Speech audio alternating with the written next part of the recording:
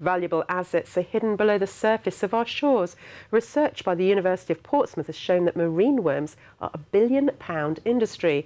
Reason enough for our reporter Nicole Ris to have a closer look at the creatures. The intertidal mudflats and sandy shores of the Solent area are ideal for species like the lugworm or the king ragworm. The latter can be buried in the sediment as deep as 40 centimetres, but once extracted, it becomes a very valuable bait. Bait worms are some of the most valuable species of organism extracted from the marine environment. More valuable than salmon, more valuable than lobsters. And we've shown that about £6 billion worth of worms are extracted every year globally. And about 120,000 tonnes of these worms are taken from the marine environment. And some of the most valuable are in America at about £153 per kilo, but even some of those in the UK are £50 per kilo. So we have lugworms, we have black lugworms, and we have ragworms ranging in price from about £35 to the £50 per kilo. So there's a range of species and all are really valuable, but depending on where you collect them from and depending on the species will determine how valuable they are. Whether a bait worm is attractive for a potentially high-priced catch depends on many different factors, and the deeper you have to dig for the worm, the more valuable it becomes.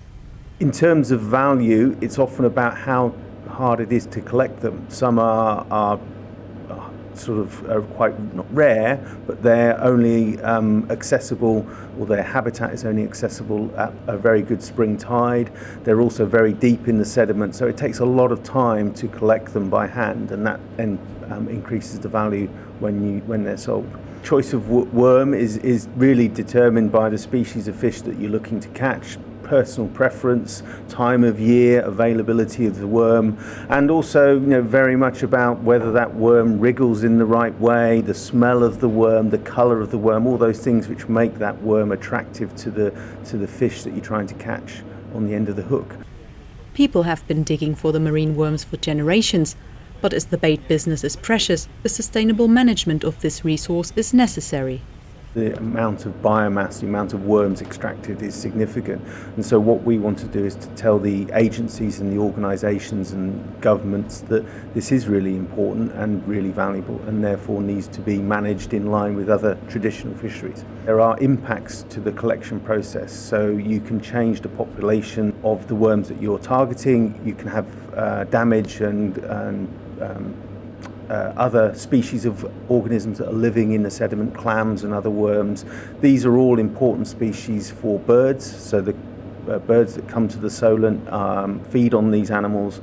There's risks to other users, so people who are walking on the shore might fall down some of these holes or risk of injury, and there's also the potential for releasing pollutants which are locked up in the sediment. So the sediment tends to have lots of different chemicals and which can be toxic, and they're usually locked away, but as soon as you start digging the sediment, that can release it, and then those can be picked up by other organisms and released into the water column. One of the things that we wanted to highlight is that you need to do this in a sustainable way for future, and it needs to be managed in a sustainable way as well. You could protect areas by controlling the number of people who collect and how much they might collect. It could be a licensing system, that one would be one way. You could have a complete ban in some locations if the process for collection is that damaging. So there's lots of options available to the management authorities, and it's for them to decide on an individual basis, on a local basis, which is the most appropriate